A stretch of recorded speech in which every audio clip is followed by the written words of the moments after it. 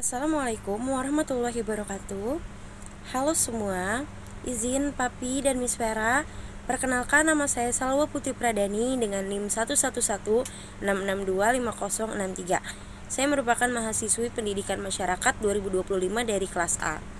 Pada kesempatan kali ini saya ingin membahas mengenai sustainability living, sampah menumpuk di lingkungan sekitar, terutama ada di Utan Kayu Utara, RW 10, sekitar lingkungan tempat tinggal saya. Baik teman-teman, di slide kedua itu ada gambar sampah menumpuk yang ada di lingkungan sekitar tempat saya tinggal.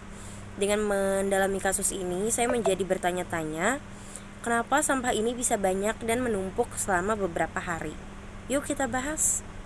Di slide selanjutnya aku ingin membahas tentang sustainability, ekoliterasi, aksi kolektif, serta lifelong learning. Jadi sustainability itu atau keberlanjutan, maksudnya itu jika kita terus-terusan tidak menjaga lingkungan, terus membuang sampah sembarangan, maka akan memicu dampak-dampak yang tidak mengenakan untuk kita ataupun orang lain, seperti lingkungan kotor, bau, serta dapat menimbulkan berbagai jenis penyakit. Yang kedua itu ada ekoliterasi, yang dimana para masyarakat itu perlu belajar bahwa membuang sampah sembarangan itu dapat merugikan diri sendiri dan orang lain. Yang ketiga itu ada aksi kolektif. Kebersihan dan sampah di lingkungan itu tentunya bukan hanya tugas satu orang aja ya guys, tetapi tugas seluruh masyarakat yang ada di lingkungan sekitar kita.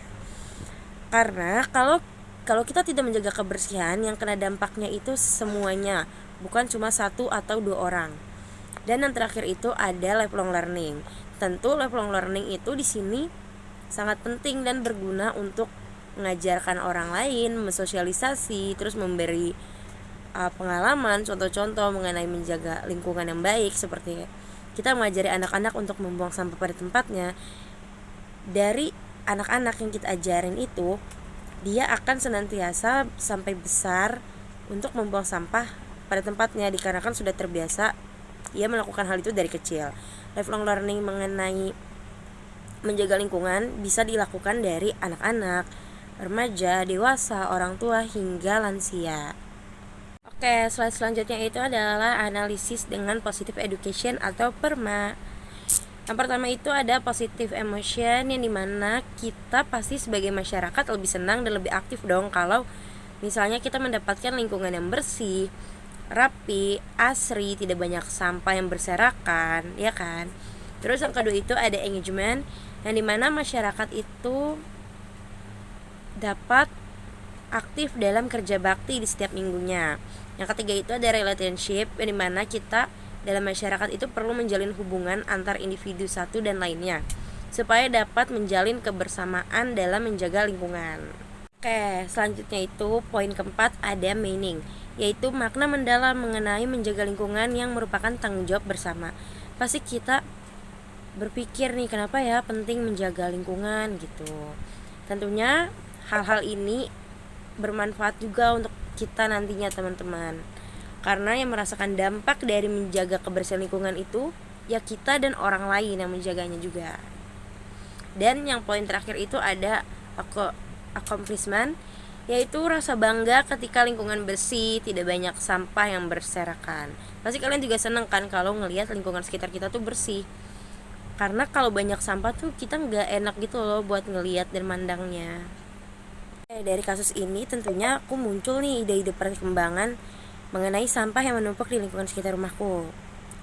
Yaitu yang pertama itu penerapan sistem pengelolaan sampah efektif. Maksudnya itu adalah mungkin ada kegiatan efektif tentang membuang sampah ke tempat yang lebih besar secara efektif. Terus yang kedua itu pendidikan dan kesadaran masyarakat menggunakan lifelong learning yang tadi aku jelasin, karena itu sangat penting untuk mendidik dan menyadarkan masyarakat akan pentingnya menjaga lingkungan.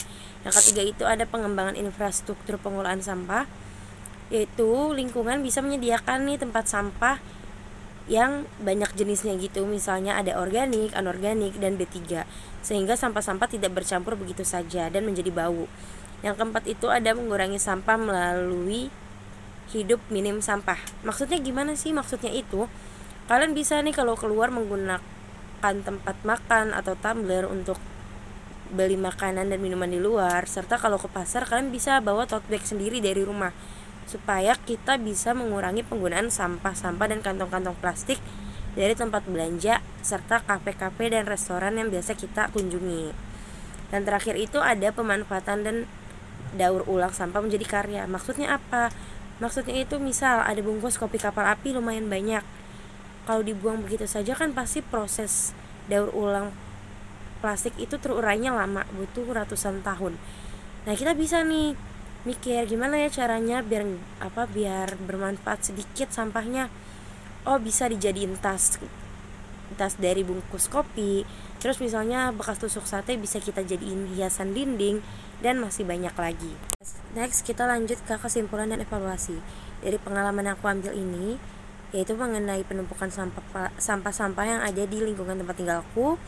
Ini membuat aku sadar bahwa kita perlu penting untuk menjaga lingkungan sekitar. Kita tidak boleh nggak peduli, kita harus aware terhadap kebersihan lingkungan tempat tinggal kita. Dan tentunya kita bisa melakukan hal-hal kecil nih untuk melakukan perubahan lingkungan tersebut. Misalnya kita mulai dari membuang sampah pada tempatnya.